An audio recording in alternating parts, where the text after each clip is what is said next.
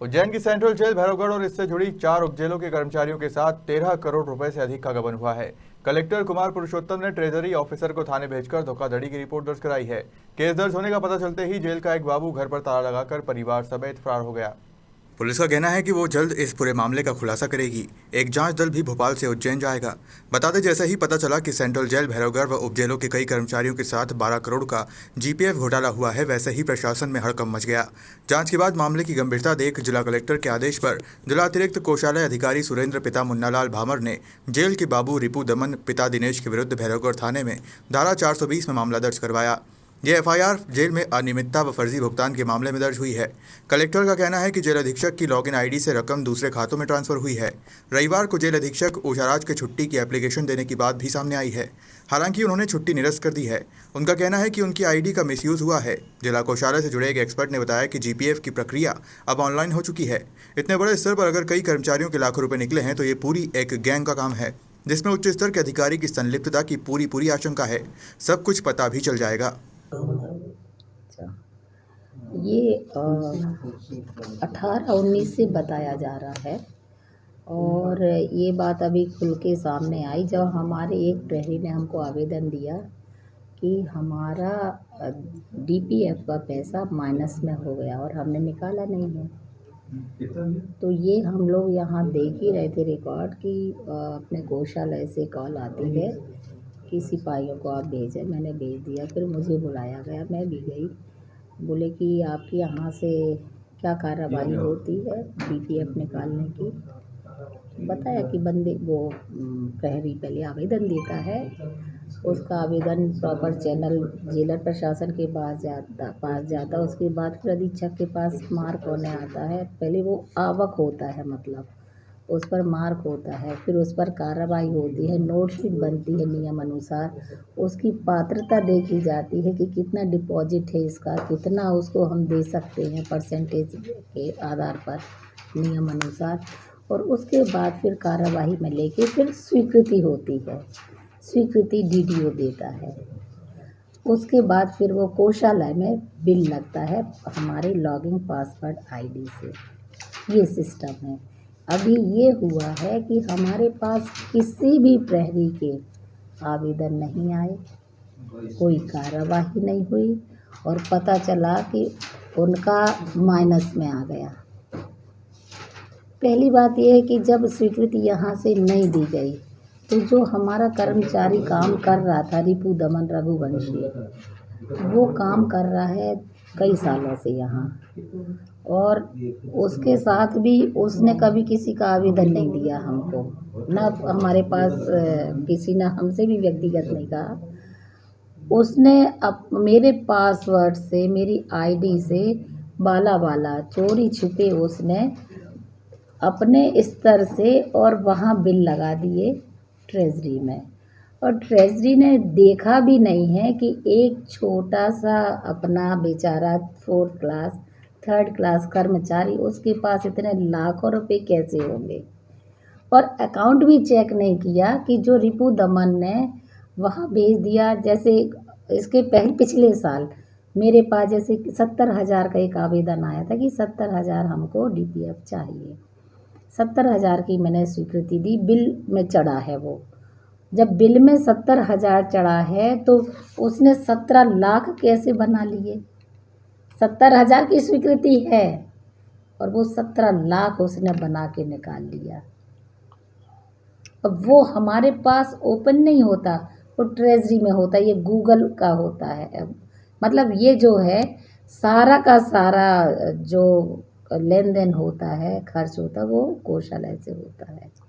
कोषालय से ये हुआ कि ये लगाता गया बिल, मेरी आईडी का मिसयूज़ करता गया मेरे बिना संज्ञान के, और वहाँ बिल लगाता गया और खुद के अकाउंट में उसने वो पैसा लेता गया, और वो पैसा लेकर के उसने कहीं दूसरे अकाउंट में ट्रांसफ़र किया। मैडम कितना होगा अभी तक प्रोग्राम जांच में अभी आया? तक तो अभी हम लोग भी जांच कर रहे हैं और अभी खुल के नहीं आया है कि कितना हो रहा है ये, पर हाँ ये करोड़ से तो ऊपर जाएगा, ये पक्का है। कि अभी तक हम लोग जो देख रहे हैं हमारे रिकॉर्ड में कहीं कोई परमिशन नहीं कहीं कोई स्वीकृति नहीं है, कहीं कोई स्थिति ऐसी नहीं है कि जो हमारे यहाँ से लिखित में कार्यवाही की गई हो किसी के लिए, लेकिन बाला बाला उसने ये गेम खेला है।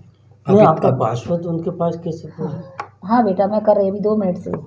ये मेरा पासवर्ड क्या है, जनरली डीडीओ अपना हर विभाग में, हर जगह का डीडीओ, किसी भी आप विभाग में देख लें, डीडीओ खुद काम नहीं करता, एक अपना क्लर्क रखता है जो गोपनीय होता है और गोपनीय तरीके से ये लेन देन अकाउंट का काम होता है। ये पासवर्ड उसके पास था, पासवर्ड उसके पास, काम वही कर रहा था और अभी से नहीं पहले से कर रहा था। तो विश्वास जो होता है, हम लोग अपने सबऑर्डिनेट पर डीडीओ विश्वास करके ही उसको काम करवाते हैं।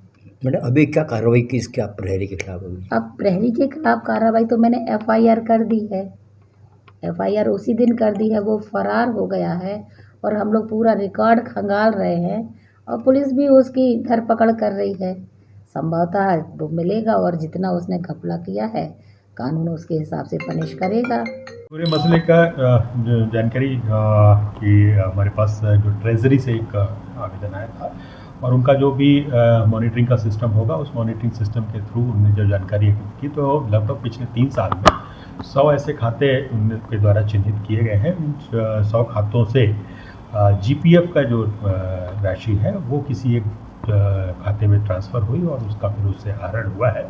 और अभी अनुमानित तौर पर ये लगभग 13 करोड़ के आसपास की जानकारी आई है। उस पर की रिपोर्ट पर एक प्रकरण दर्ज कर लिया गया है और पूरी जो इन्वेस्टिगेशन में हम इस पूरी प्रोसेस को समझेंगे कि ये विड्रॉल की क्या प्रक्रिया थी और विड्रॉल की प्रक्रिया में कहाँ कहाँ कमियाँ आई हो और किस तरीके से राशि आहरित की गई, उसके लिए कौन कौन जिम्मेवार है, वो पूरा इन्वेस्टिगेशन में निकल के आएगा और उसके बाद फिर हम लोग अगली कार्रवाई करेंगे। अभी सर किन किन लोगों के खिलाफ है सर? अभी तो एक ही व्यक्ति के खिलाफ जो प्राथमिकी जो दर्ज हुई है, प्राथमिकी जो ट्रेजरी के ऑफिसर के रिपोर्ट पर एक ही व्यक्ति के खिलाफ कायम हुए हैं और आगे इसमें जो भी तथ्य आएंगे उसके अनुरूप आगे। किसी को गिरफ्तार किया है सर इसमें? नहीं, अभी तक किसी की गिरफ्तारी नहीं हुई है। सर रिपू दमन कब तक जो जांच हो जाएगी या किस प्रकार उसकी गिरफ्तारी? देखिए, मैंने कहा हमारे पास एक रिपोर्ट अभी आई है, उससे रिलेवेंट जो डॉक्यूमेंट है और सारी चीज़ों को हमको कलेक्ट करना पड़ेगा।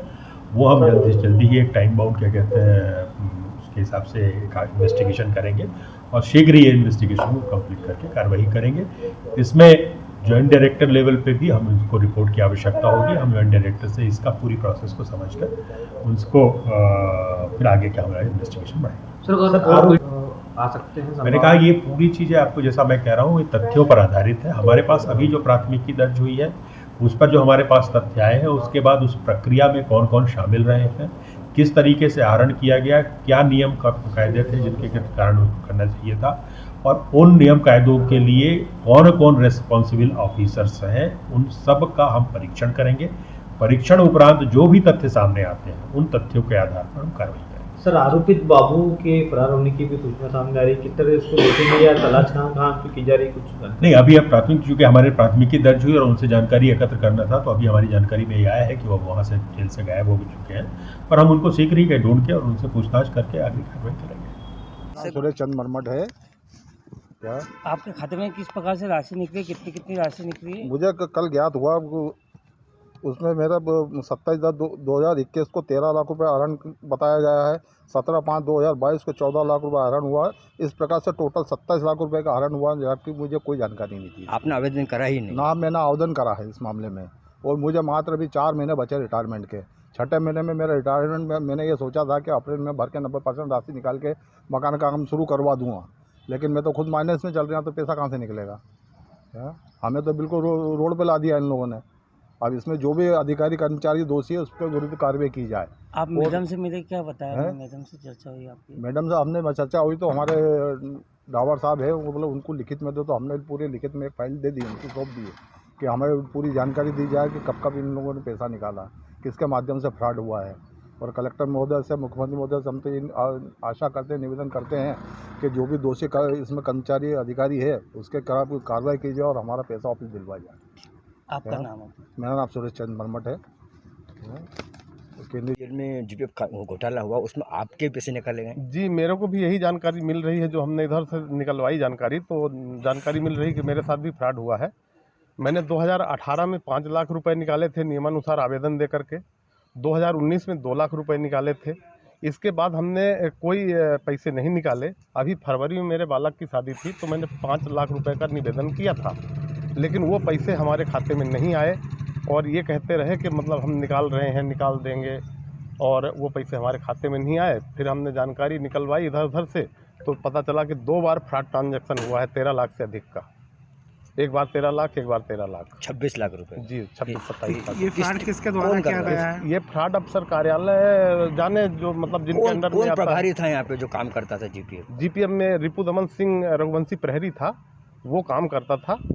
और अपने जो डीडीओ हैं उनकी जिम्मेदारी होती है सर कि हमारे साथ फ्रॉड ना हो। आप किस पद पे यहाँ पे, क्या नाम है? मैं प्रमुख मुख्य प्रहरी हूँ। आपने इसकी जानकारी आप जेल अधीक्षक मैडम को हमने दी तो उन्होंने कुछ कहा? आवेदन दिया है, लेकिन अभी कि हमको कार्यालय से मतलब एक स्पष्ट जानकारी प्राप्त हो के तो वो अभी नहीं मिली है सर। आपका नाम? नाम क्या? राम सुरेंद्र मिश्रा, प्रमुख मुख्य प्रहरी।